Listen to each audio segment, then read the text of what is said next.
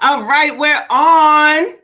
What's up, everybody? Welcome to another episode of Angie's World Podcast. I have a very, very, very special guest with me in the building today. All right, Hollywood Chuck. He is a promotions and marketing guru. Okay, he's a company owner, the Monopoly Marketing Group. He's done parties from every single celeb that you could name, brand sponsorships, alcohol deal, brand sponsorships, celeb parties, events. I'm talking the number 23 of promoting, Hollywood Chuck. What's up? Ange, what's good? Yo, Chuck, thank you so much. Oh, may I add, king of the clubs too. Thank you for having me, Angie. We've known each other for a very, very long time. Yes. I'm blessed to be on your show. Thank you so much. I'm so excited. I'm so excited to have you here today. So, Chuck, before we get into anything, right? Can you explain to the people why you call yourself the number 23 of promoting? Because so many people ask you this. Yeah, they ask me that, and some people think I'm saying I'm the number 20. I'm the 23rd promoter, but it actually came from Drake said it in a line one day, and then I took it and I incorporated myself in it. So what I mean by it is I look at the world of parties and promoting like the NBA, and to me, everybody, it's a debate. There's always an ongoing debate on who the greatest player of the world, who's the greatest player of all time was. To me, is Micheal Jordan. So his number was 23. So I incorporated 23 and I called myself the number 23. That's how I came up with the name. The reason why I call myself that is because a lot of promoters think that having a packed party, you're like the hottest thing popping. Right. I call myself that because I took having packed parties to another level, meaning I created a brand, and my brand has helped me create. I can't think of another promoter who had. I had my own sneaker deal. I have my own. We're gonna get into all that, Chuck. We're gonna get into all that. I've had multiple liquor deals. I've started multiple liquor companies, and I've had multiple endorsements. So that's the reason why, overall, I call myself number 23 because Micheal Jordan had endorsements, and he's just not a basketball player. So I'm just not a promoter. I took it to another level. Right. And I don't personally know another promoter in New York that has done that. So that's why I call myself the number 23, because I've never seen another promoter have multiple endorsement deals and multiple streams of line of income like me, other than throwing parties. Now, back to throwing parties. If I wanted to compete with anybody throwing parties, I've still never seen anybody with, rest in peace. I've had Kobe Bryant at my party. I did a party with the Fugees performing. I've had Snoop Dogg at my party. I've had these kind of celebrities that, I've never seen in New York, done in New York before, at least while I was living.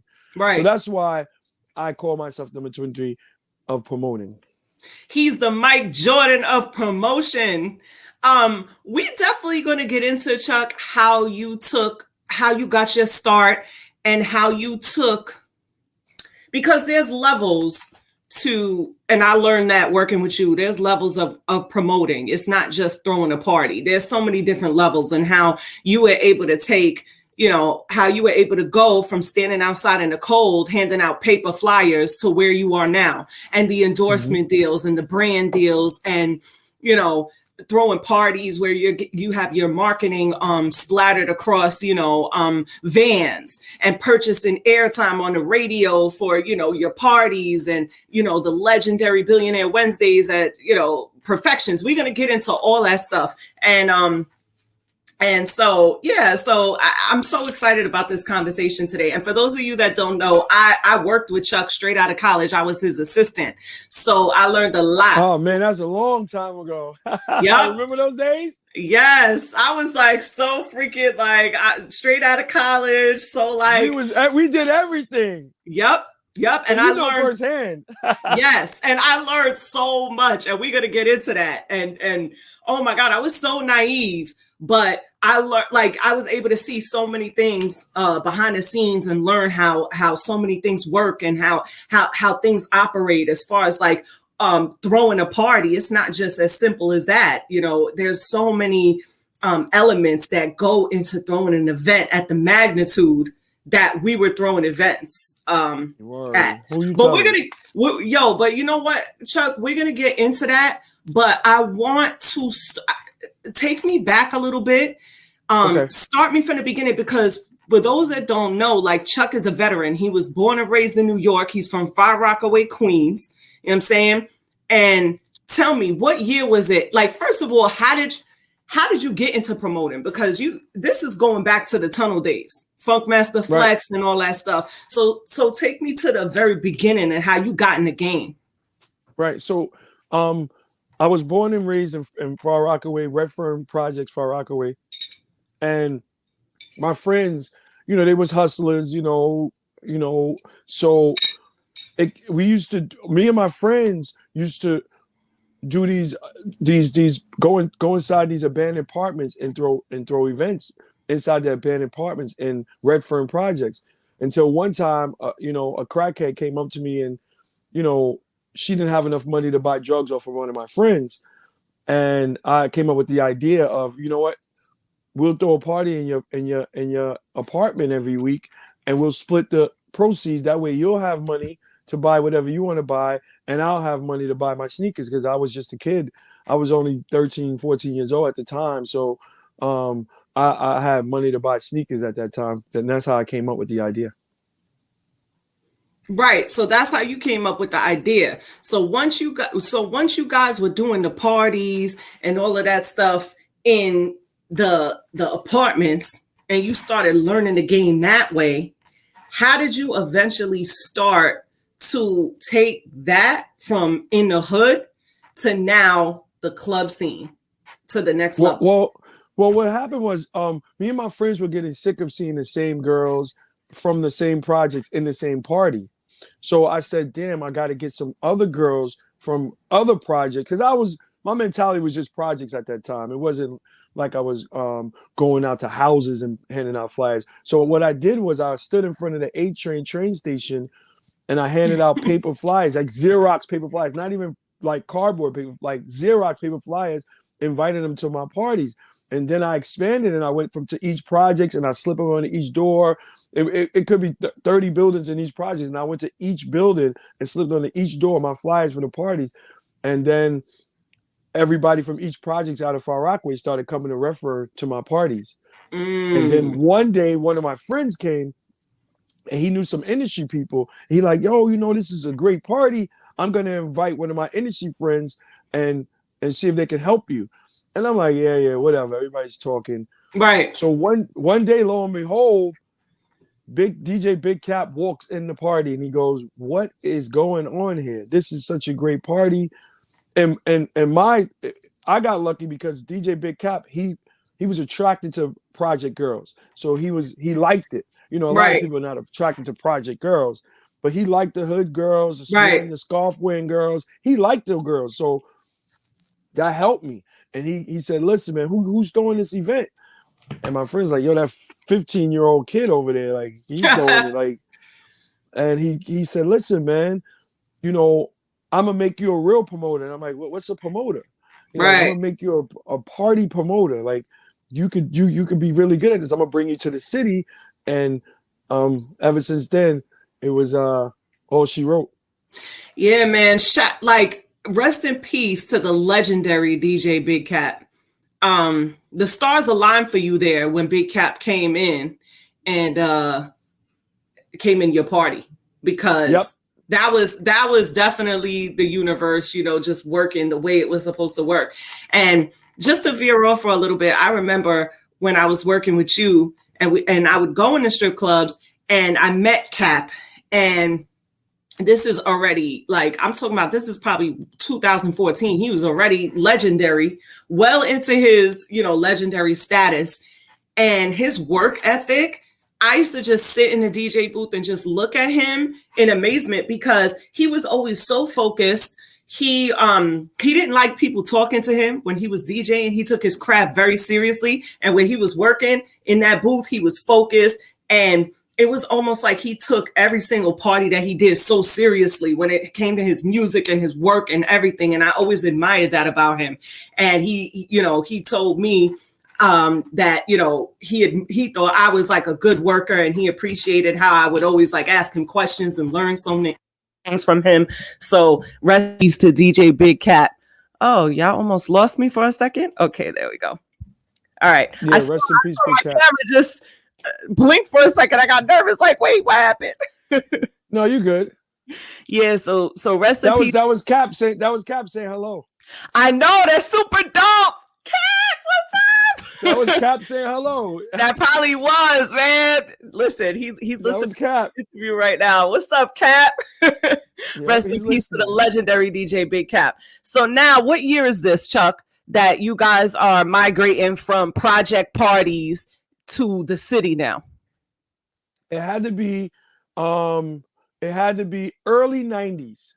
Early 90s. Okay. So you guys could picture, the scene. This is before the strip clubs. This is when clubs was like, clubs. And the popping spot at the time, it was the Tunnel, right? Well, what happened was a Cap was like, listen, no, you gotta earn your spot with me. So I'm gonna bring you to the Tunnel, but you have to work for it. And I'm like, what do you mean? He's like, meet me at my house on a Sunday night, meet me at my house, and we'll talk about it. So I got to his house. He was like, yo, see those crate of records? Take out each record and clean them and put them back so that they won't scratch when I start DJing. So I sat there for hours, cleaned up all the records, got the crates ready. And then he told me, take these crates to this address and wait for me there inside the DJ booth. I didn't know where I was going. I didn't know anything. And lo and behold, it was the Tunnel. And I was in charge of bringing his records in the Tunnel, setting them up in the DJ booth. So when he got there, he could just take them and DJ. Right. And that's how that's how it all started with the Tunnel. I was obviously way too young, but I was really tall. So, and I had the crates. So the security didn't ask me for ID or anything. Right. So that's how I got in, and I parlayed it to even getting my friends in because I couldn't carry 4 crates. They were really heavy. So my friends would be my same age as me, like, yo, we want to go too. All right, grab a crate. So we all used to grab the crates, and that's how we all got in the Tunnel at a young age. That's how it all started. That's lit. So the parties that Cap did, were they playing hip hop at the time? Was it like hip hop night, or what type of atmosphere was it? What was going on at that time? Because I was too young when you was 15, but I was definitely in tune with hip hop. Always been a hip hop head, so I could imagine what it was like in the Tunnel at that time. And for you to be 15 in there, oh my God! It was mind blowing because it was hip hop. It was a hip hop night. Now the Tunnel had multiple nights going on there, but the Sunday night was a hip hop night, and it was a time where I met all the celebrities because you had Harlem on one side. Harlem used to be always near the pictures because they like to take pictures. So he used to be next to the picture booth guy. Brooklyn would be across one bar, and Far Rockaway would be across another bar, and then the rest of the crowd would be mixture of everybody. So it was definitely a hip hop party. Word. And so once you got in the clubs and you started mingling, because what a lot of people don't realize in this career as a marketing, throwing events, promotions and marketing, you have to have a personality. You have to be able to get along with people. You have to be extroverted to a certain extent. Yep. And so you gotta, not to say you gotta be fake, because obviously it's not being fake, it's just being yourself, but you have to be social. So I'm sure with your personality, you were in there learning the game and making your connections and stuff. So tell me how like, what was your first, I guess you could say, when you stepped out of under Big Cap and you started, like, what was your first party that you did, or where was it, or explain that process to me, how that went. Well, what happened was at that age, I didn't have a great personality. I had developed a great personality At that age, I was still learning the business. I didn't want to step on anybody's toes. I knew I was too young to be in there. So I really wasn't talking to much people. You I was was just talking to observing. the people I know. I was just observing and just taking it all in, learning. Yeah. Like, oh, where does that come from? Why are they doing that? This, that, like what, like, Yeah. I was asking questions, but my personality wasn't developed yet. It wasn't Yeah. You developed weren't yet Hollywood until, Chuck yet. no, not at all. I was still Charles. My name was You Charles. was Charles. Right. Yep. So what happened was one day, Angie, I was standing there and Funkmaster Flex walks up to me and Mm. he's like, yo, what are you doing in here? You don't look old enough to be in here. And I'm like, I started, making up excuses. And I'm like, I'm be honest with you, I'm with Big Cap. I help him with his records. He's like, yo, I got to talk to you. You know, I want you to come to my office tomorrow. And he said it like I was in trouble. And I'm like, Right. oh man, I'm like, oh man, I'm in trouble. So I get to his office and I never forget Kid Capri and Funk Master Flex was in the office and they was just going at it. They was arguing or whatever. They was going at it. And I don't know what it was about, whatever. But when Kid Capri left, Funk Master was like, you next, you come in the office now. So I get in the office and I'm like, oh man, now mind you, I'm a teenager. I'm scared to death. Right. And this is Funk Master Flex. He's the biggest thing since sliced bread at the Yep. time. So he goes, yo, man, be honest with me, man. How old are you? And I'm like, yo, don't lie to me. Cause I was about to lie. I was about to lie. Like, yo, he's like, don't, before I said it, he said, don't lie to me. I said, at the time, I think I was 16.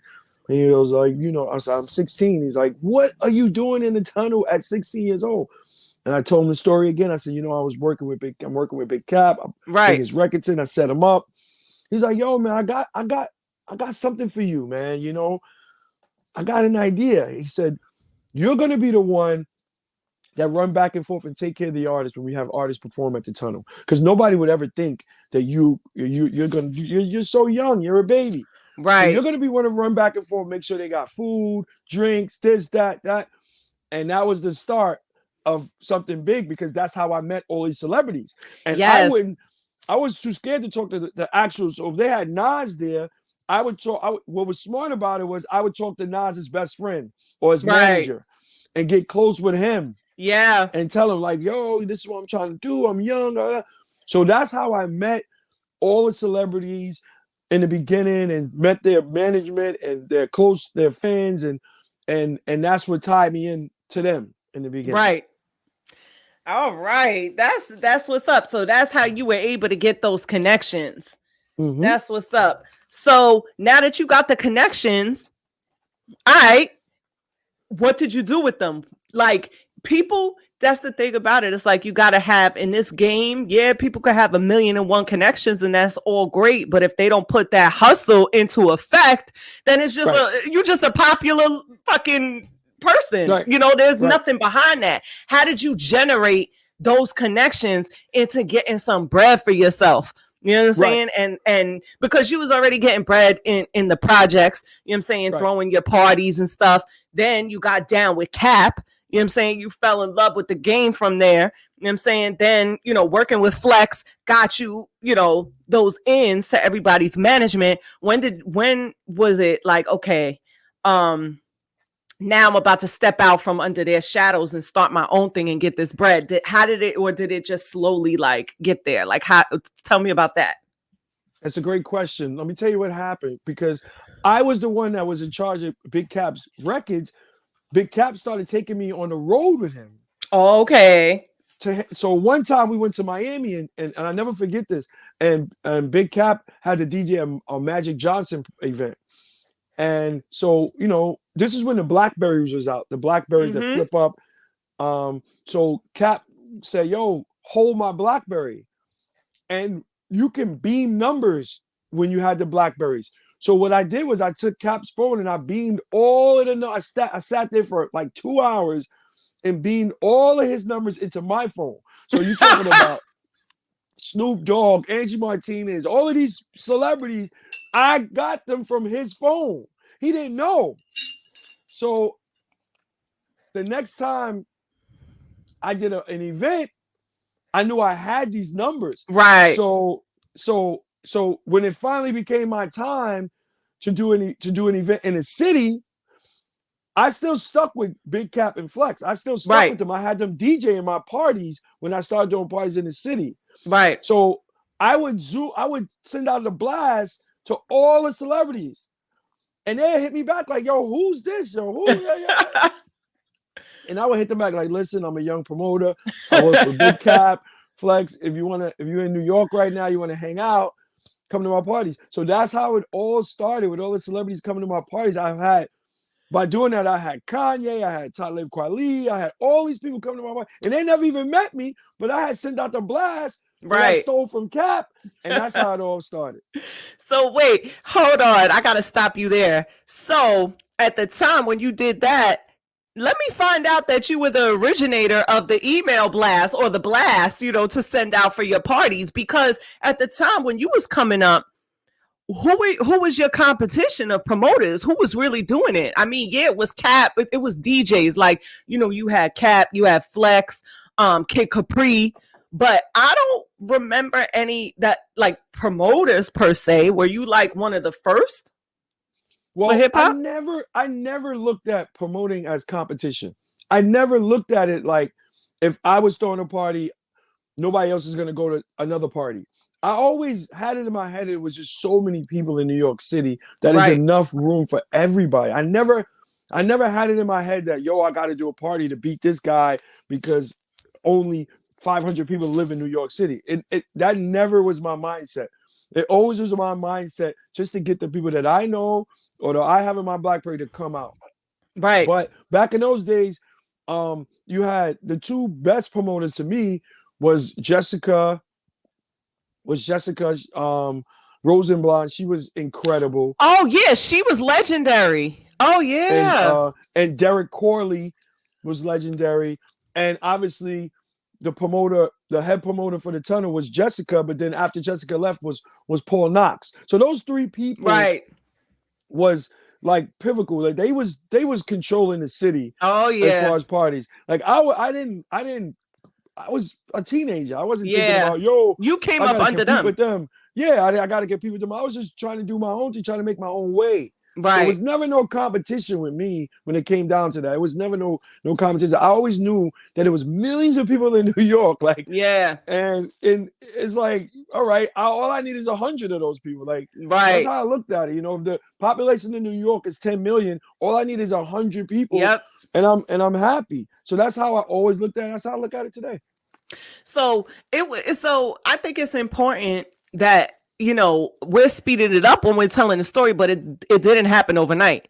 It took you No, years to make yeah, these connections with people to the point that right, when you sending out these blasts and you throwing these events, people want to come. They got to connect with you right, because people gonna come to your events because they f with you because they know right. who you are. You know what I'm saying? So all right, so now you throwing your events, you got all caps contacts, you throwing out those blasts and stuff.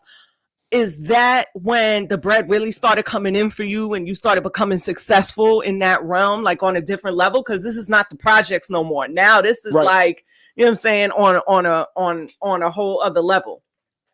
Tell Well, me. well, um, well, that's a great question. Well, what a lot of people don't know is at the same time I was going to the tunnel, and I had started doing my parties in the city. I was in college. Right. I went to college on a baseball slash basketball scholarship. So I was in college, also throwing parties in college. So I would have a Okay. party in college on a Monday or Tuesday or Wednesday, and then go back home and have a party in New York on a Friday. Yeah. And I would use Cap and Flex. Like Flex came up to my school, Cap came up to my school, and this is like you got Flex coming, you got Cap coming. The party's already like packed. So I Right. use those connections with those two DJs to build up my like respectability in Right. college and the city. So tell me when did you get your name, Hollywood Chuck? What happened was, see, a lot of promoters, and there's a lot of promoters who name themselves after me, and I respect all respect due, because there was no promoters named Hollywood before Yeah, I know. me. Now there's a million Hollywoods, and Right. I'm very humble, and trust me, I Right. get it. But how I came up with my name was, first of all, my real name is Charles. So hanging out with Cap was like, yo, Charles is so corny. Like, your name is Chuck now. Your name is Who Chuck said now. that? Cap said that? Yeah, it's like, Charles is so corny. Like, your name is not Charles anymore. Your name is Chuck. Right. So over the course of 1 or 2 years go by, Cap was like, yo, your name is not Chuck anymore. Your name is Big Chuck. So over the course of the years, and then he's like, yo, one day I came to his house with sunglasses on. It was summer day. I just had my sunglasses. He's like, yo, your name is Hollywood Chuck now.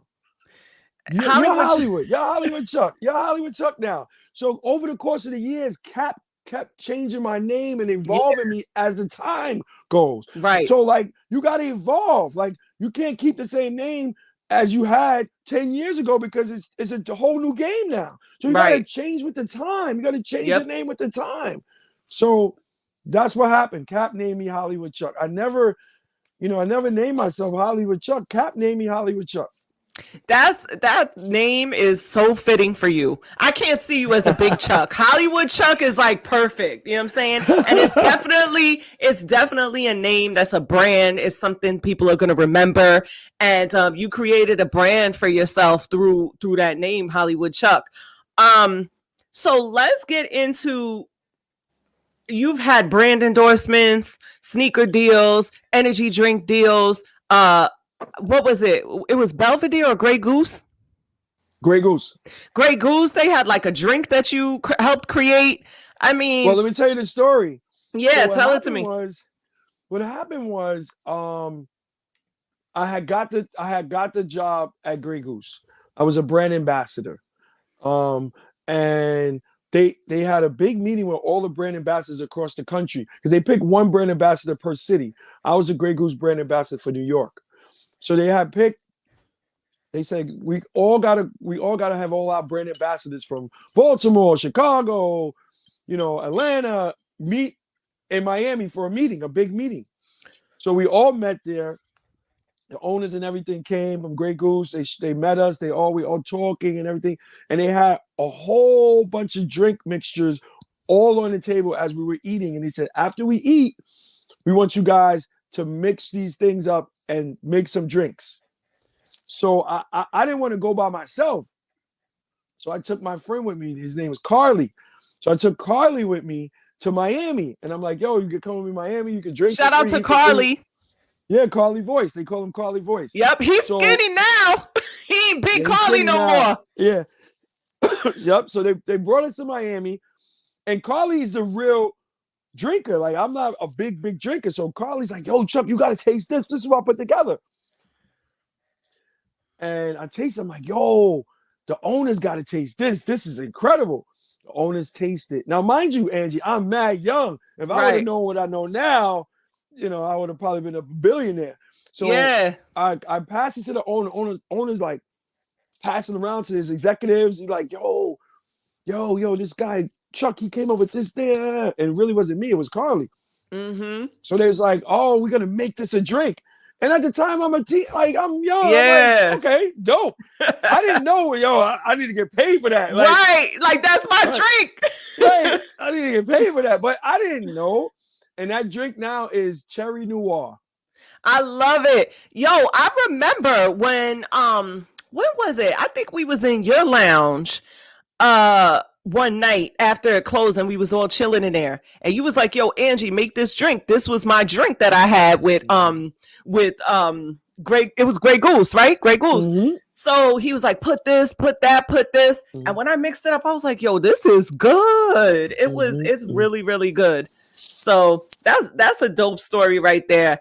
Tell us a little bit about the sneaker deal that you had, because this all stemmed from, it started with promoting, and all these opportunities opened up for you as you became more successful in the promotions and marketing game. So tell us a little bit about the sneaker deal, because I know, and we're going to get to this, but I know that there's some promoters that are just starting out in the game that's probably going to watch this or listen to this. And it's going to inspire them to show, like, listen, you know what I'm saying? you come in the game and you play it right, there's so many opportunities for you besides just promoting. You know what I'm saying? So tell us a little bit about the sneaker deal that you was able to get from that. So that's a great question. So what happened was I was a person I was from project, so I couldn't afford the Gucci and Louis. So I had to buy things and make it dope for me. Like Right. I used to buy things that wasn't the most $300 sneakers, $400 sneakers. I used to buy the $75 sneakers, but I used to match it up right Right. properly. And I used to brand myself like that. Like, yo, I'm not buying Gucci and Louis. They didn't know I couldn't afford it, but I couldn't afford it. Right. So I'm not buying that. I'm buying what I like. And I used to brand myself on, at the time it was either MySpace or Facebook or one of those social, and I used to brand myself with what I was wearing. Yeah. It caught the eye of a sneaker company. The company was called Design. Mm-hmm. And what they did was they took the LA Gear model with the light up in the bottom and remixed it and made it even better. That's so So dope. they made the light up sneakers. So they called me and said, yo, we want to give you an endorsement, $1 million endorsement deal. And that was one of my first $1 million deals, that sneaker deal. And I just started wearing designs, and I didn't know that I could take it to the next level. I had all the celebrities wearing it. Diddy loved it. I had Zab Judah, one of his biggest fights. He walked in the ring with them, waving them. Yeah, that's what's And up. we sold a lot. We sold a lot of sneakers from that. So that was one of my first deals. That's super dope. And Chuck, tell me a little bit about how you got, hold on one second. How you got involved with working with DJ Clue and creating a monopoly. Tell me a little bit about that. Okay, so at the time, I'm throwing a party. And it was in the city. And after you throw a party, you have to go back to get your bar check, Mm-hmm. because they don't give it to you on the same night. They have to calculate it overnight, and I don't want to wait until 8 o'clock in the morning to get Right. it. So I'll come back the next day. So at the club, when I came back, they was having a DJ battle, and DJ Clue was judging the battle. And that's the last place a promoter wants to be, is a DJ battle, because you got every DJ trying to holler at you, and they're not club DJs, they're like Right. battle DJs. So they can't get the people dancing. They can do Right. mixes, and they're good at that stuff. So I'm sneaking in, just trying to get my check. And as I was leaving, I had somebody say, yo, yo, yo. I'm like, shit. It's one of these fucking mixes. It's one of these Right. fucking battle DJs.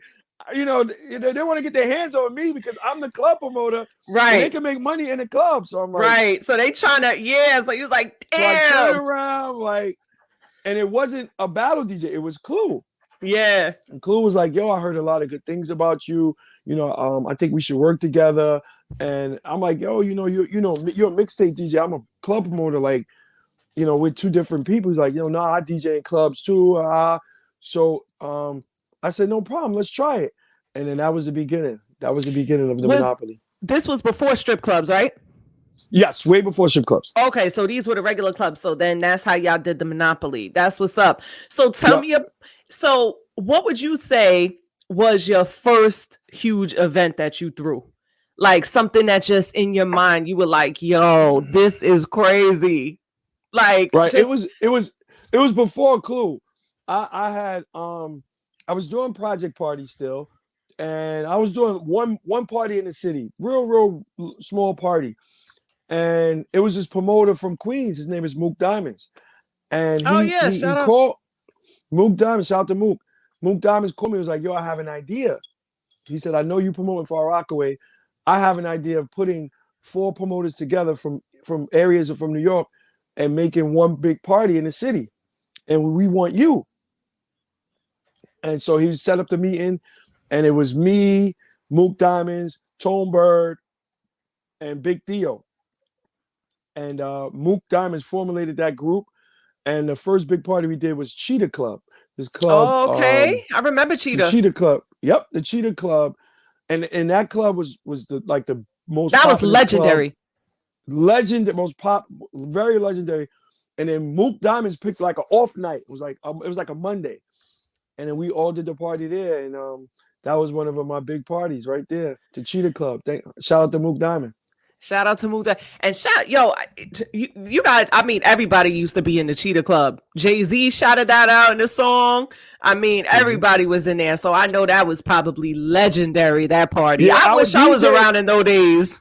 Those our days. DJ was crazy. Our DJ was Big Cap, of course, and was DJ Self. It was one of his Oh, first big shout out to parties. DJ Self too. Mm-hmm. I wish I was around in those days. That's legendary right there. Dang. DJ Self, yep, DJ Self. It was Big Cap and DJ Self. Oh, that's so I'm gonna dope. post that flyer one day. You I still have the should. flyer. Man, I wish I was there for that. All right. So I'm curious about this because I didn't enter the picture until the strip club era.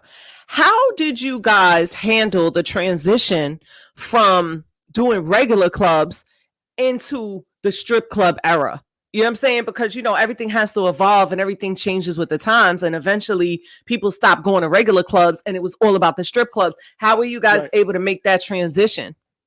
All right, great question. So what happened was, after we was doing the Cheetah Club every Monday, I started catching other owners' eyes. So I started doing this spot called Home and Guest House. It was 2 clubs in one. So I started doing that club, and this good friend of mine, his name is Rhetoric Doe. He does Starlets now, but he was coming there every week. I remember and he's like, him.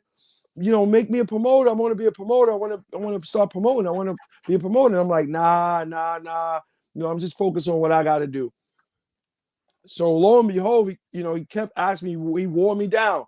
It took him like at least a year, and he calls me. He goes, Yo, man, I got this strip club, and they want me to do parties there, but I'm not a promoter. I need a real promoter, so I call you. So I'm like, yo, I don't do strip clubs, bro. Like, right. I don't even, that's not my thing. I do parties in the city. This strip club is in Queens. Because the strip clubs were really, Queens. Yeah, because strip clubs, not to cut you off, I'm sorry, but strip clubs were mainly like big in the South at that time. They didn't, it didn't migrate. I'm gonna get into that. Yeah, so go ahead. I'm gonna get into that. So what happened was, he like, yo, we're gonna do the strip club. It's called Perfections, and it's in Astoria, Queens, and I need you to be the promoter because you know all the artists, you know everybody, and I'm gonna back it financially or whatever we need. I'm like, all right, let's do it.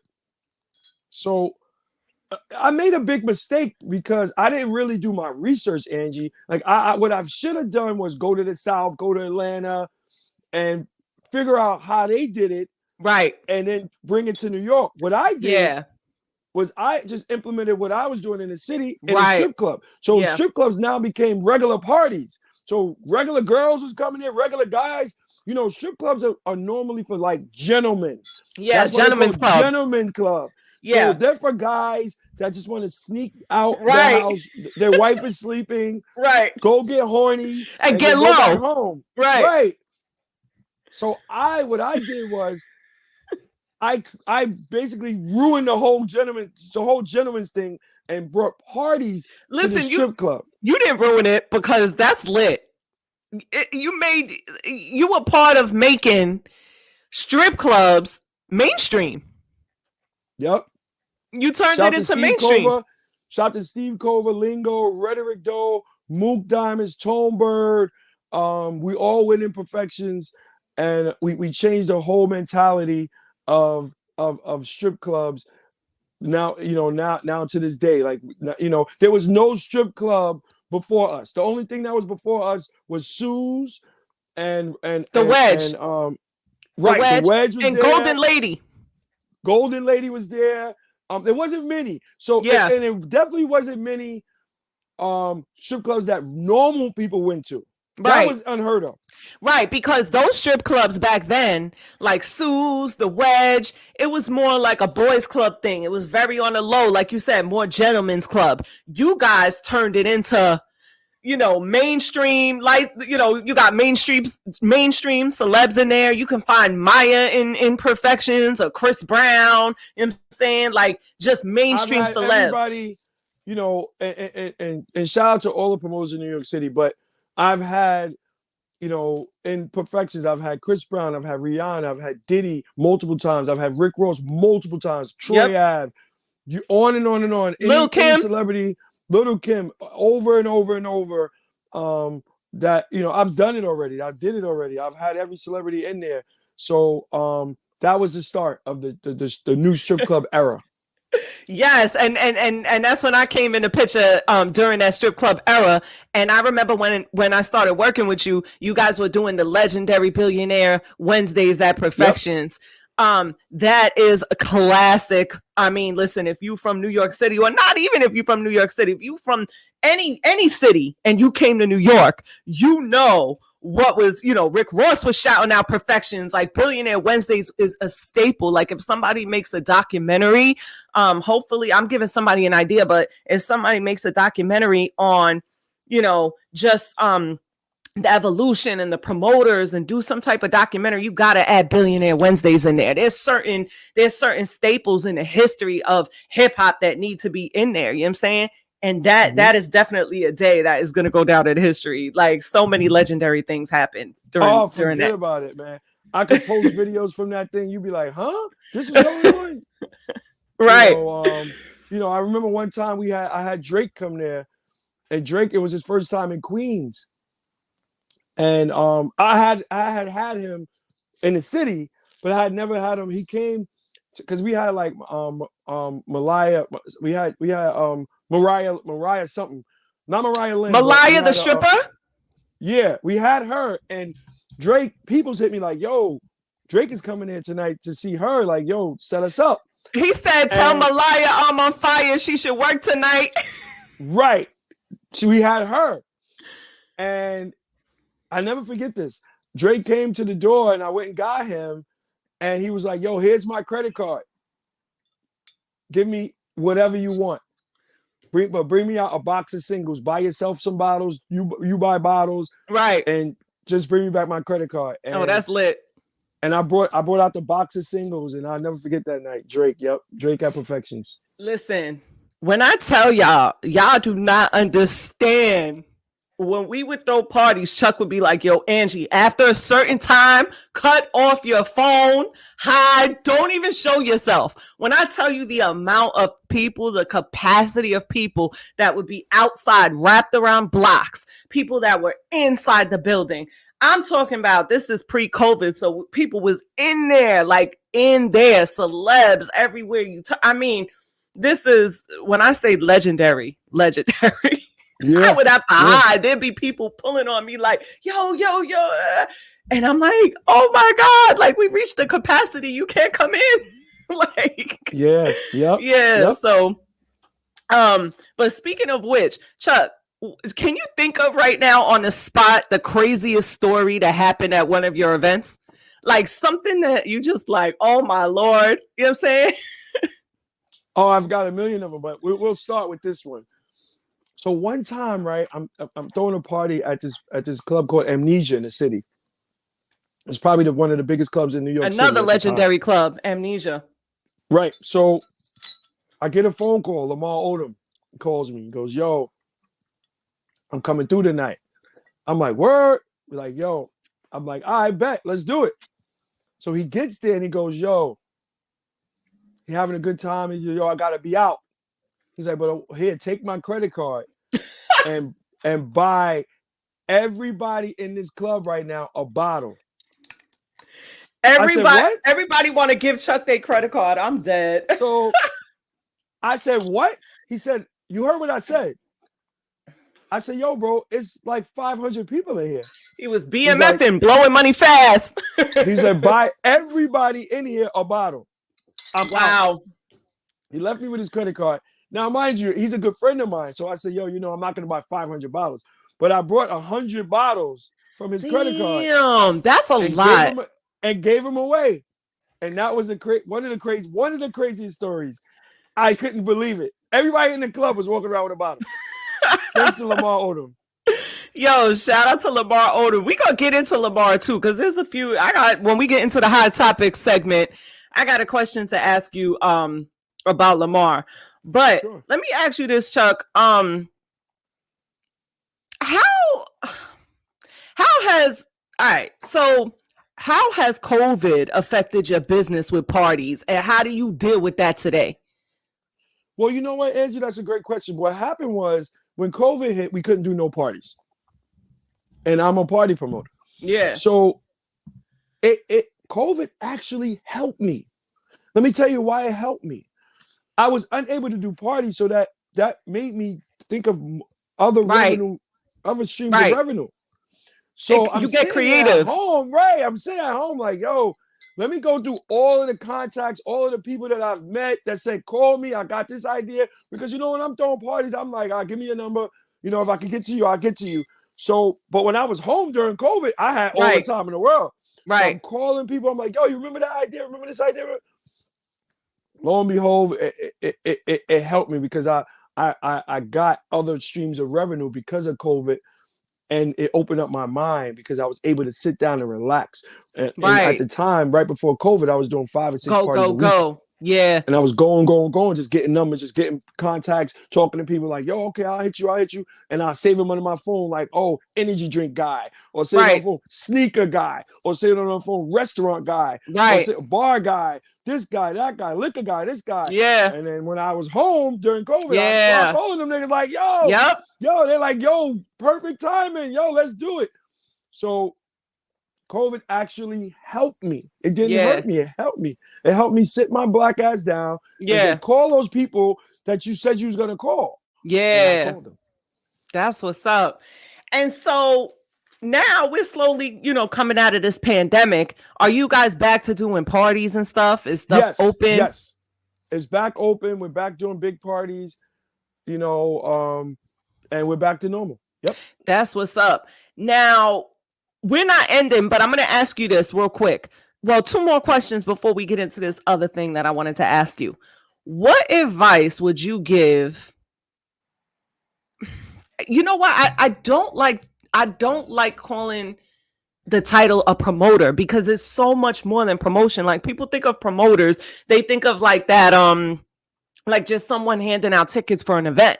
But when you guys would do parties, you guys don't realize that when you're doing parties to the magnitude that Chuck is doing parties, you're responsible for that entire event from top to bottom. You have that whole square space is your responsibility. So it's everything from crowd control to security to paying the bartenders, the dancers, the DJ, to making sure security is in its proper place. You're basically renting out the whole entire venue and you're putting on a party. And then you're doing all the back end stuff, like you're purchasing airtime for the radio to talk about your party, or, you have merchandise and you're having all these things. So I don't want to just say promoter because in their head, people are just thinking promoter, you're giving out freaking tickets. No, this is on another level. You're throwing like huge events. So what advice would you give up and coming promoters or people that may look at you in the city and say, I want to do this. I'm trying to get in the game and I'm trying to get my lane, what I'm saying? Maybe they have dreams of opening up a nightclub. I would say definitely start out with, you guys are doing, because that's the evolution to go from, promotion into opening up clubs and lounges and stuff. So if you have a person that's starting out, that's watching this interview, maybe 5 years from now, or just now, what advice would you give them? Well, that's a great question. Well, what people don't understand is, being responsible for throwing a party, you're responsible for a lot of things. And one of the and I'll just name a few of them. You're responsible for everybody getting paid. You're responsible for everybody feeding their family, because everybody's depending on you to bring the people and to bring the money. So security is depending on you getting paid. The DJs is depending on you getting, the bartenders, the busboys, the helpers, the owners. Everybody's depending on you as a promoter to bring revenue to the business so that they can go home and feed their families. So you have to realize that when you taking on the responsibility as throwing an event and being a promoter, you have to realize that that's one. 2, you have to find a mechanism, something that you could be organized. at the time when I first started, the way I kept being organized was I would say people names under what they did or what. Yeah. So if your name was John and you own a sneaker company, it's John Yeah. owns a sneaker company saved Right. under my phone. So Right. that was my way of being organized. Yeah. You know, now obviously technology has grown since Right. 20 years ago, but Right. but you have to find a way to be organized. Yeah. Once you're organized, then you're that's my one advice you got to give. Organization. You have to be very, very organized and in tune. And don't get drunk at your parties. Yo, Chuck used to say that. Got drunk.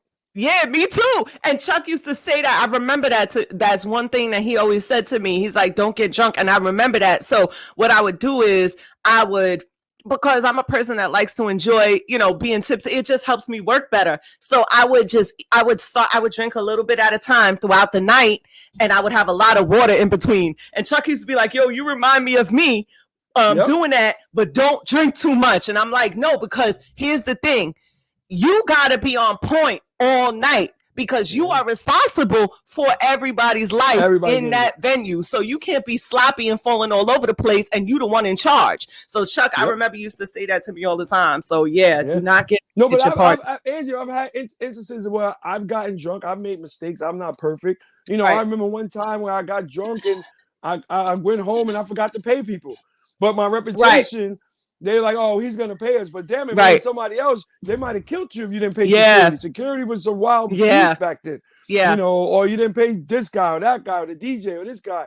So you got to take care of everybody. Yeah, that's the reason why I say try not to get drunk all the time. And that way it'll keep you level. Absolutely. And take care of everybody that, while you're in there, because everybody is what's keeping the machine going. So Chuck, let me ask you this. What are you working on now? What are you excited for in 2022? Well, I'm just excited. I opened up a few businesses, but I don't want to say it online, but that's I'm okay. just excited for those. I'm just excited for that because I've learned. Let me tell you why I said that. Because I've learned over the years and having opened up so many businesses and having so many endorsements that some things are meant to just keep it with yourself because everybody's not happy for you. Right. So if you go and splat it out and put it on Instagram or Facebook or MySpace or whatever, you got some people that are not happy for you. Right. So they're going to try to mess you up. Put bad energy on it. Yep. So, I'll never forget that. One day it was I had got a new deal, and I had told DJ Clue, he's like, yo, man, I'm gonna stop you right there. Take this deal and don't tell everybody. Yeah. Don't just work hard. You don't have to, everybody doesn't have to know everything. Yeah. Because they're not happy for you. Right. Just be happy for yourself, pat yourself on the back and work hard. Yes. Because you think everybody's happy for you by putting on Instagram like, oh, I just signed this new deal. Yep. But they're not. No. So you could be damaging yourself. So, shout out to DJ Clue. He did give me that advice, and I still use it to this day. That's what's up. All right. So you're excited for your new business deals that you got going on. You're doing your parties now. Tell them where they can find you. I'm on Instagram at Hollywood Chuck. I'm about to put that up right now. I'm on Twitter at Hollywood Chuck. I'm on Facebook, Hollywood Chuck Management. I'm on Facebook, Twitter, and Instagram. That's what's up. Those are the 3 things I'm on. And for any sub promoters or young promoters that are looking, are you looking to recruit promoters now, or are you chilling? I'm always looking to recruit promoters. I'm a little bit more hard now because I know if you bring somebody around and they bring the wrong people, so I put them through a strenuous process of getting down. Boot camp. Yeah. It's like training. I have to, because I've had instances where I put down promoters and they bring the wrong crowd and they end the party with a fight or anything like that. So you got to be. Yeah, that's another thing I learned from you. You know what I'm saying? Like certain crowds warrant different things. I remember we had a particular crowd in the party one time, and Chuck is like, they don't get glass, they get paper cups, or they get plastic cups. When these type of people come in, you don't give them glass, you got to give them plastic. This type of people, yeah, they're good with the glass. These type, you know what I'm saying? So you kind of got to know your audience. You got to read the room and be wise with your decisions. You know what I'm saying? Right, but you learn over the years. You learn, but I'm here to tell the young promoters, just be careful. Like, everything ain't for everybody. Absolutely. So, Chuck, what I like to do, you know what I'm saying, with my guests, I like to talk about some hot topics with them, and then I like to go into a little game to end it, right? So now this is the portion where I'm going to go in my hot topics. Now, this here is this first topic that I want to talk about with you. I need you to break it down to everybody, because I don't know, are you on Clubhouse?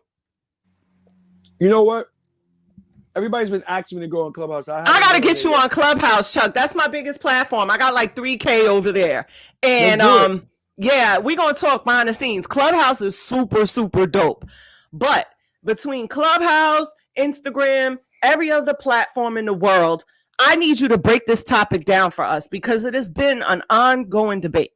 And now I have an event planner, a marketing and promotions person, one of the top people that's going to tell y'all his opinion on this. All right. Okay. So a lot of people were speaking about who is to blame for the Travis Scott concert situation where there were fans that passed, right? Now, with your expertise, who do you think were to blame? Do you think this was the promoters? I know, working with you, how important crowd control is. Like, I learned that right away. So do you think what went down with the whole Travis Scott situation? Is it the promoters to blame? What do you think went wrong in that situation? And just give us a deep dive on that. Or, because some people, they want to say, oh, it's Travis Scott's fault. Oh, it's the promoters' fault. They should have had crowd control. They should have had security in place. So what do you think about that whole situation? Well, what happened was the promoters, well, first of all, let me say this. It was absolutely no one 100% blame on somebody. That's first. It was not 100% blame on one specific person or one specific group, artist.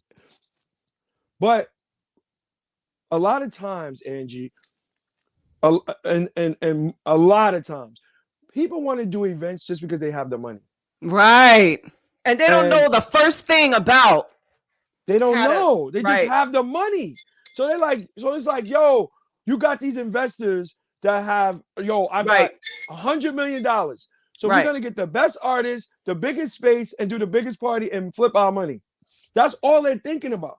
Right. They're not thinking about the technical part of it. They're not thinking about the organization part of it. All they're thinking about is how much money that I can make. Right. Because I have the money. Yeah. I have the money. So I could get Jay-Z. I could get Travis Scott. I could get anybody because I have the money. The details. They're not going into detail. They're not saying, look, we need the right organizer, person, promoter. We need the right person to make this organized. Right. So the first thing that, if I could take a little small percentage and blame it on somebody, it would be the people that invested in it.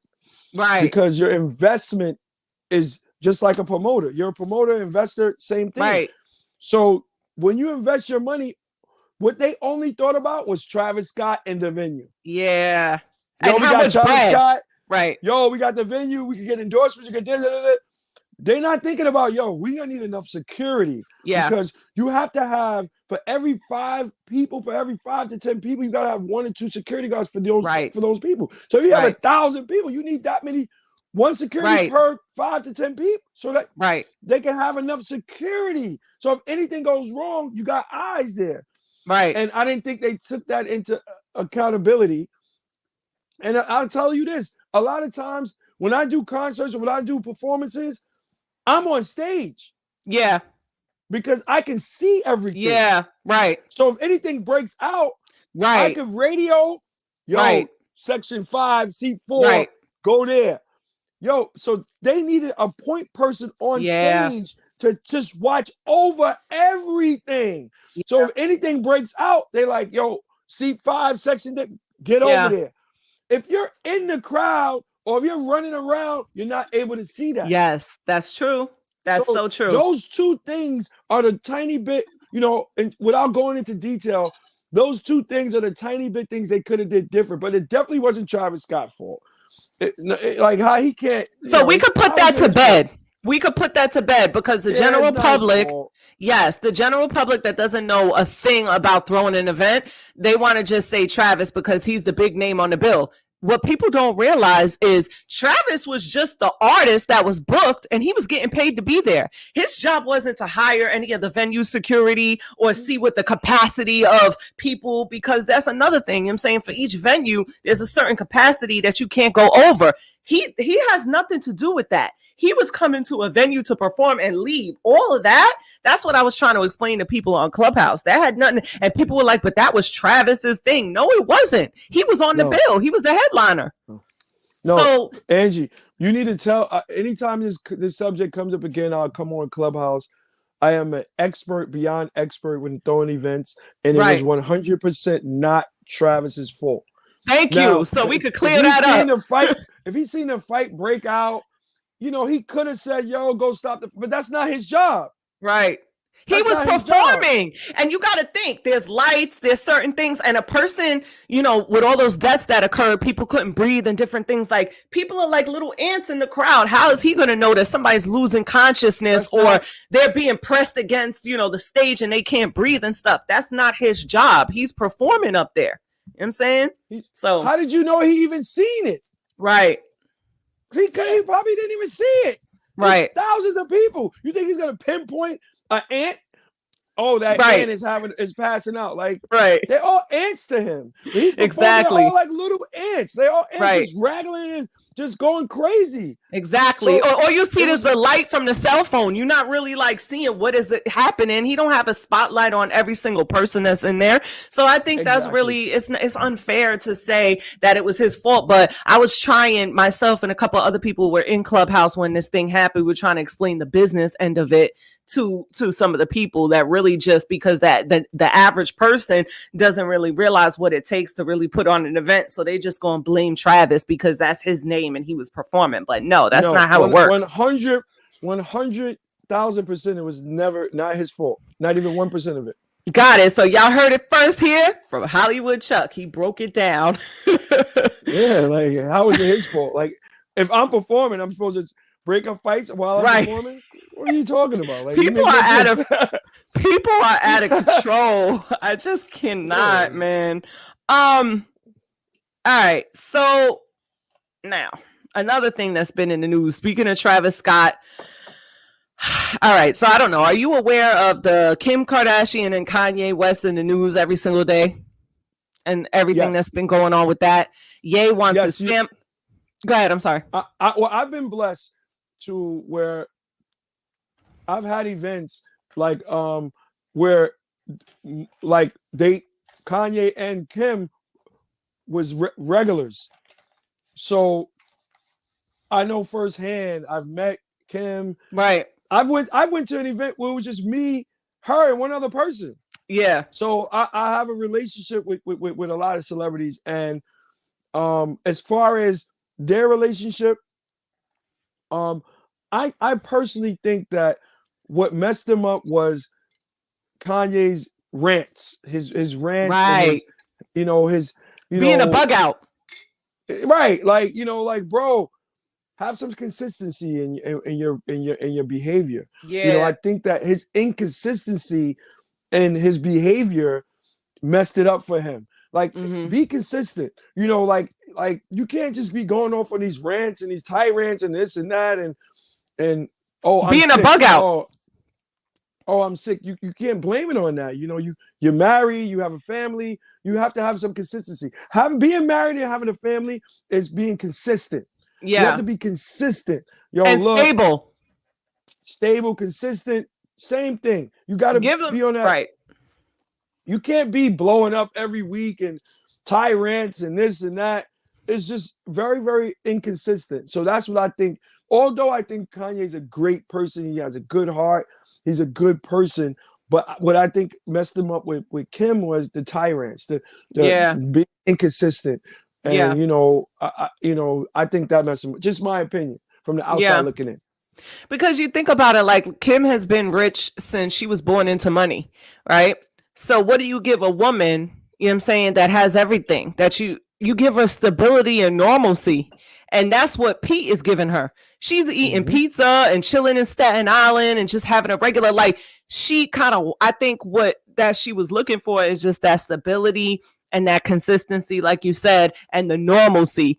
And I think Kanye, you know what I'm saying, like what he's doing now by saying he wants to get his family back, I think his behavior right now is not really helping him get his family back. If one minute you're, trying to expose Kim, and then in the next minute you're asking for your family back, and then the next minute you're going in on Pete, it's just a lot. You know what I'm saying, for her, I think. Inconsistent, like I said. Yeah. You got to be consistent. When you have a family, you got to be very consistent, Yeah. and you have a routine of doing things. Yo, look, every day I'm gonna take the kids to school, and Yeah.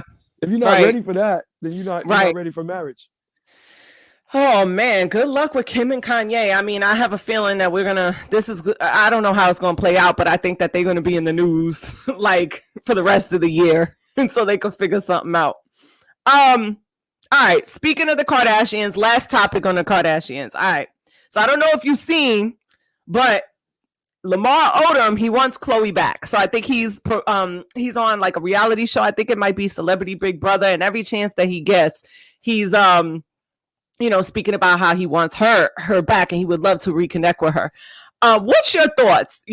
Speaking of which, because that's your homeboy right there. So what is your thoughts about them getting back together? Did you like them together? Like what is your thoughts on that? Let me tell you something. I know both Lamar and Chloe. I know both of them, and I have both of their phone numbers in my phone. I think they are two great. Let me tell you something. A lot of people have a lot of things to say about the Kardashians, but if you don't know them, you can't really. Chloe is such a great person. She's such a loving person. She's a Yeah. good person. And I already told you stories on Lamar, so you already know how good of a Yeah. person he is. That's So your friend for real. those are really good people. So I Mm-hmm. love them together, and they're going to get back together. They are, because they are just two good people. That's what's Trust up. me, they are beautiful. If you knew them firsthand, Angie, I'm telling you, they are two beautiful people. Yeah. Lamar would give you the coat off his back, and so would Chloe. There's times Yeah. where I call Chloe, and she's like, "Yo, whatever you need." Yeah. And it's times where I call Lamar, he's like, "Yo, I'm down the block. Yeah. Yo, let's meet up." Like, they're Yeah. just two great people. They will I'm get rooting back for them. together. I'm rooting for them. Chloe's such a good person. Lamar's such a good person. They will get back together. That's That's what's up. my Let's put that in prediction. the atmosphere. Yo, I'm gonna tell you, yo, Chuck, I don't know if you remember this story, but me and you was in some store in Queens, right? Mm-hmm. Do you remember this when the owner thought we was he said, are you a famous basketball player? Are you Lamar Odom and are you Khloe Kardashian? Because I think we had went in the store. Do you remember that story when the owner asked us if we was Khloe and Lamar? And I started dying laughing when we left. And I was like, yo, how the hell did they think that you was Lamar and I was Khloe? He was like, and then Chuck was like, yo, Lamar, that's my man. We both told him. Maybe he thought. I think we were in some store getting some the superstar t-shirts. We was getting the Oh merch yeah. made, or we was doing something, and the guy literally thought we was Khloe Kardashian and Lamar Odom. You don't remember that, Chuck?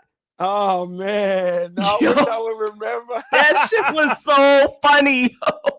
Oh, remember our merch? Remember our clothing line? Superstar? Yes. Tell us a I think little I'm bit gonna bring about that that. back. Yo, Yeah. you need to. What Heck happened yeah. was again, I've always had the mentality that I don't have enough money for Louis Vuitton and Gucci and all these Right. big brands, but I do have a style, and so I'm like, okay, let me just do my own clothing line. So that's when I came up with the Superstar, I and I love that. spelled it different than the word superstar. The word Yep. superstar is spelled obviously SUPERSTAR. Right. I said, you know what? I'm gonna spell it different, and Yep. everybody can be a superstar when they wear these clothes. Yep. And I So used to that's what wear the happened. merch in the clubs, and the dancers and bartenders and people would come up to me like, yo, how I get a shirt made, how I get a sweatsuit, how I get this, how I get that. You know what I'm saying? So yeah, you definitely got to bring that back, Chuck. Especially Yeah. now you could get your online shop popping and sell them things. Man, listen, that was legendary. So everybody's a superstar when you wear those clothes. Yeah, That's that's why I came up with it. that's super dope. All right, last hot topic before we go into this game. I'm sure you saw the Super Bowl where we had, nothing but hip hop artists at the halftime doing their thing. That was super legend. That was super legendary for hip hop. Um, what was your feelings when you saw that? Because this is the first time in history that you had all hip hop artists at a halftime show. Like, what did you think? That was a big moment for hip hop? I know that, you know what I'm saying? Like, I was just so proud watching that. Well, once I seen Jay-Z was in charge of the Oh halftime yeah. show, I knew it was going to be epic. But Right. what he did was genius that I didn't think of. This is the genius part of what happened.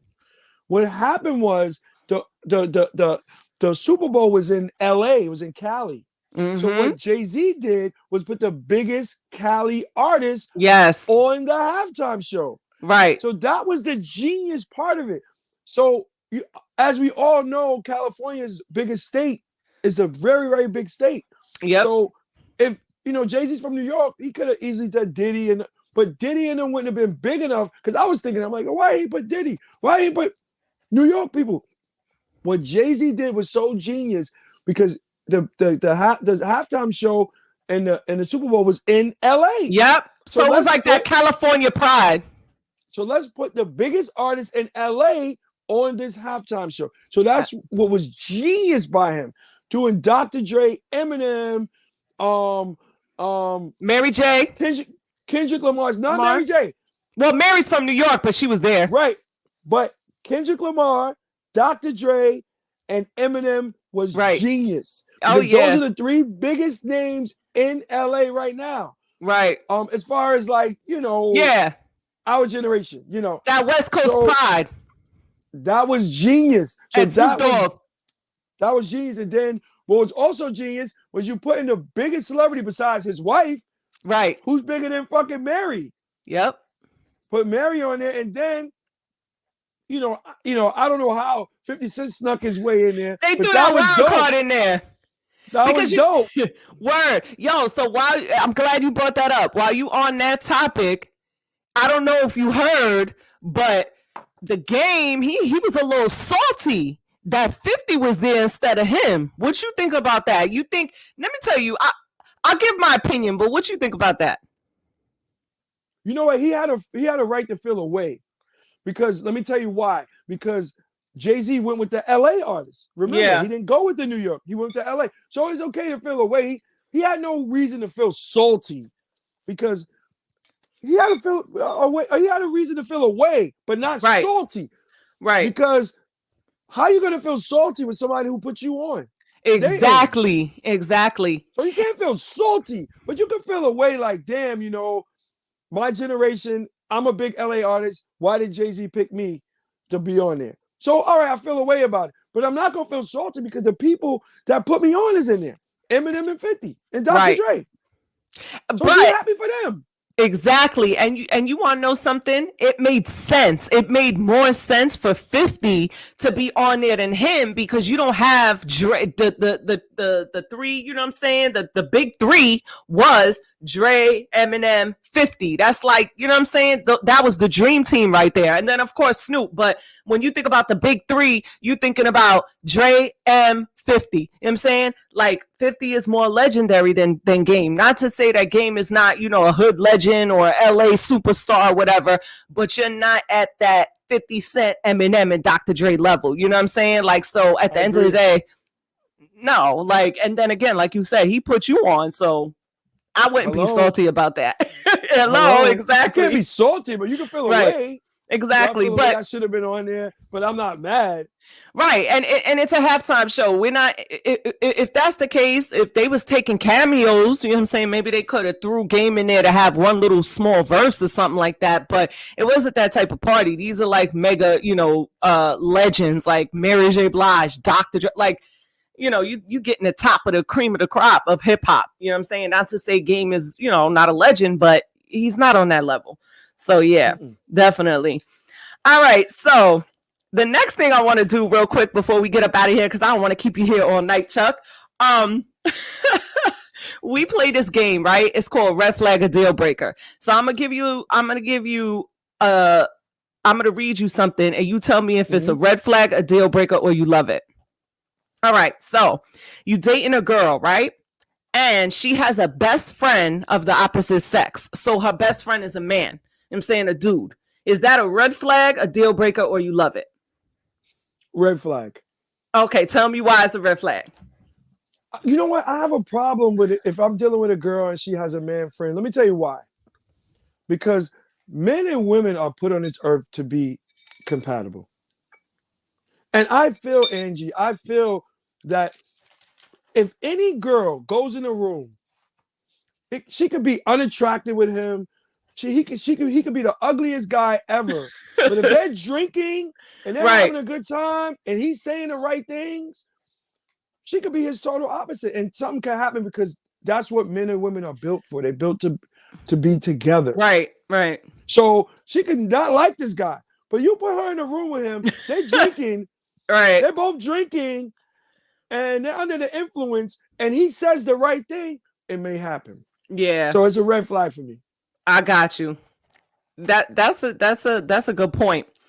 All right, so you're dating a girl and you kicking it with her and y'all starting to get a little serious and she tells you that she's still good friends with her ex. Is that a red flag, a deal breaker, or you love it? It's a red flag again. Okay. Same reason? Because she could potentially, you know what I'm saying? Let me tell you something, Angie. If alcohol is involved, anything can happen.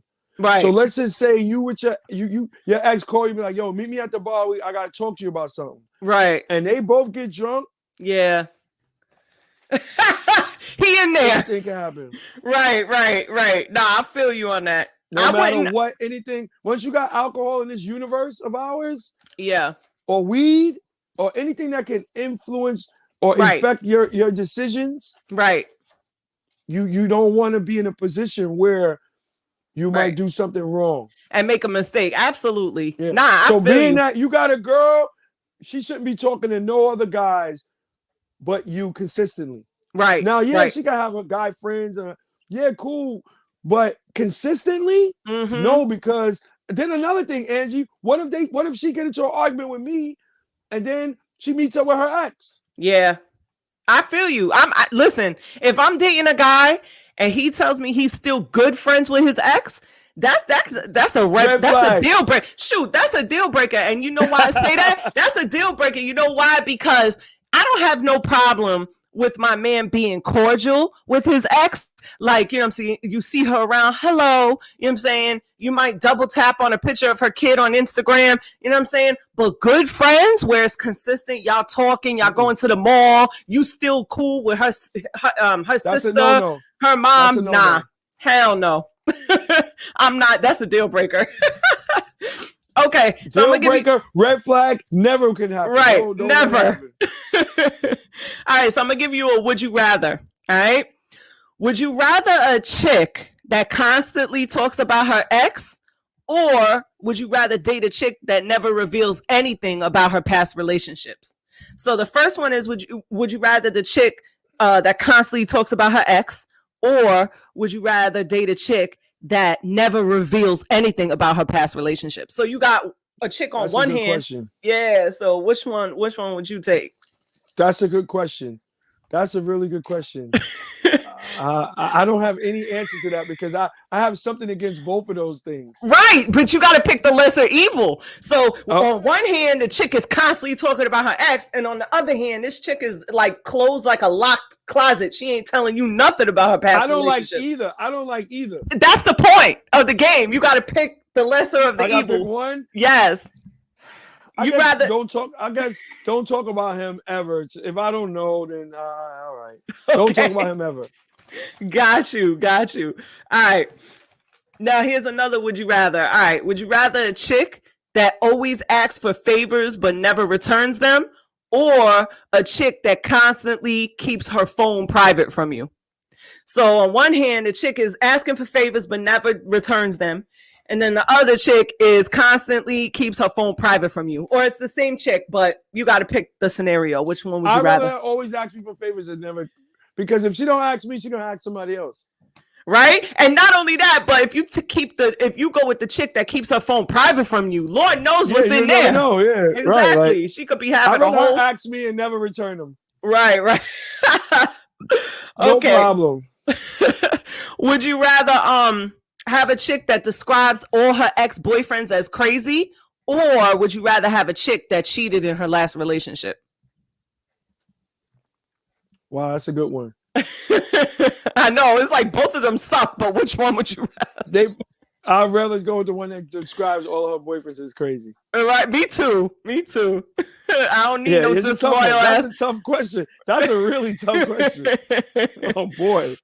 How about this? A chick that never talks about your future together. So you dating a chick, you got this chick that never talks about your future together. Would you rather that, or would you have a chick that's never been single for more than 2 weeks? Oh boy, I'd rather the first one. He rather the chick that never talks about y'all future together. Yeah, like never been single for more than 2 weeks at a time. Oh my God. She's loose. Word, that's a lot. Just a few more questions and then we out of here, Chuck. So now I'm gonna ask you, I'm gonna give you a scenario, and then I'll give you 4 choices and you tell me which one. So what attracts you to someone?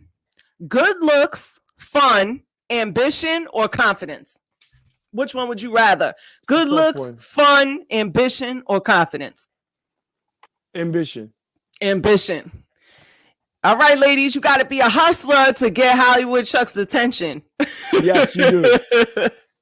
All right. We gotta, because I have ambition, so you gotta have that same drive. Right, definitely. Yeah, nobody wants a lazy person, or nobody wants.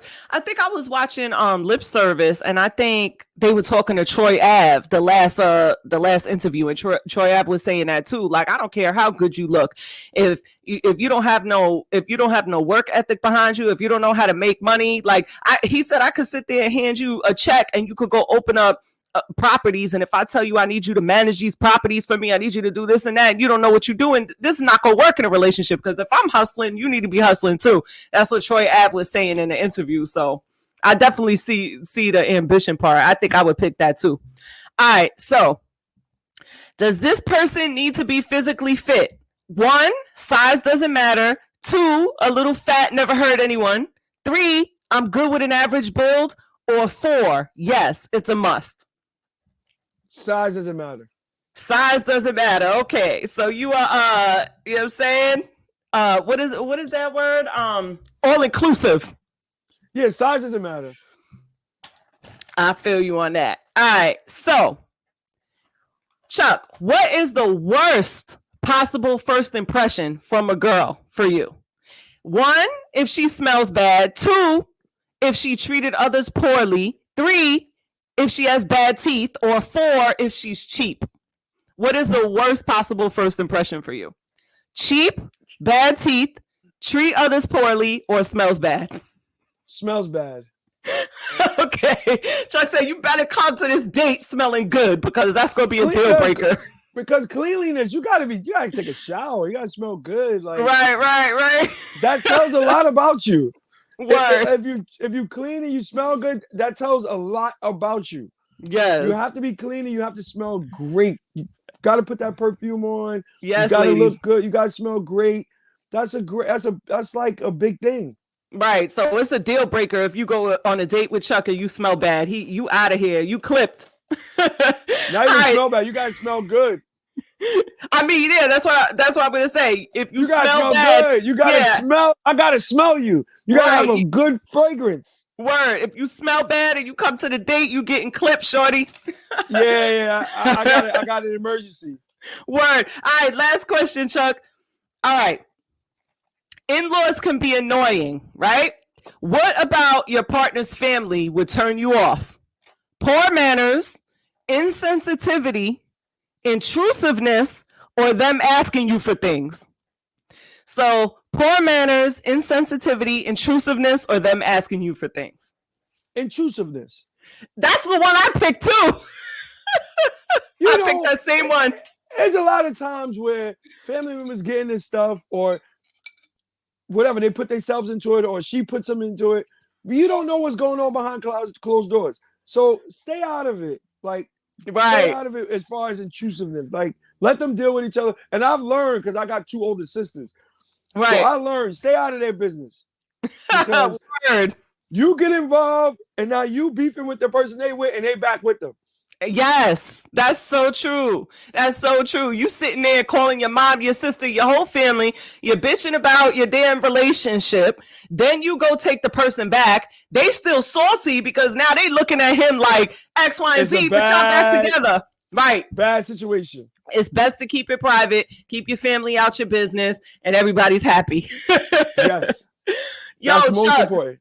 Word. Thank you so much for playing, for stopping by, for, doing this interview. I really, really, really appreciate you so much. One more time, tell the people what you're doing and where to find you. Hollywood Chuck, baby. I'm on Instagram at Hollywood Chuck, Twitter at Hollywood Chuck, Facebook, Hollywood Chuck Management. Every Friday, Cavalli, we there. You already know what it is. Follow me for the other stuff. Let's do it. Angie's World. That's where it's at. Yes, thank you so much, Chuck. Listen, Chuck don't go nowhere, but I always say this. Listen, y'all better tap in with Chuck. He's doing his thing out here. He's doing the best parties in New York and all 50 states. Tap in with him at Hollywood Chuck. And I always say this, don't go nowhere, Chuck, but y'all could be anywhere in the world, but you decided to be in Angie's World. And for that, I love you. Peace out. We out of here. Deuces.